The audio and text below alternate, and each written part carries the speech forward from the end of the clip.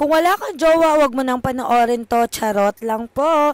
Hello guys, for today ay mag-unbox kami ng Shurak organizer na nabili namin dito na napaka-aesthetic. Kaya kung gusto niyo din ng Shurak organizer na aesthetic, ilalagay ko yung link sa yellow basket. Ayan, dahil nandito na nga yung asawa ko, Disney Princess na naman tayo. Nakatingin lang tayo at siya ang mag-unbox. Dahil nga nung wala siya ay naging independent woman ako, talagang sa akin lahat. Pero pag nandito siya ay siya lahat ang gumagawa. Tumutulong lang ako ng konti, o diba? As a Disney princess, charot.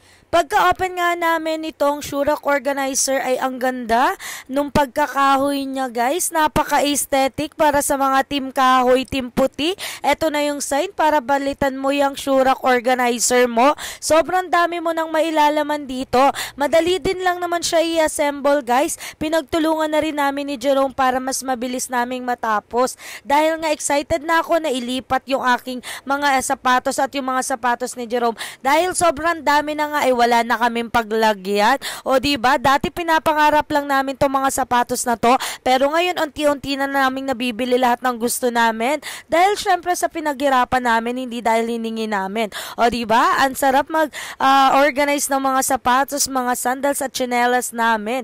Iilan lang to guys sa mga collections namin. Kaya kung gusto nyo rin ito guys, ilalagay ko na lang yung link sa yellow basket. I-check out mo na yan.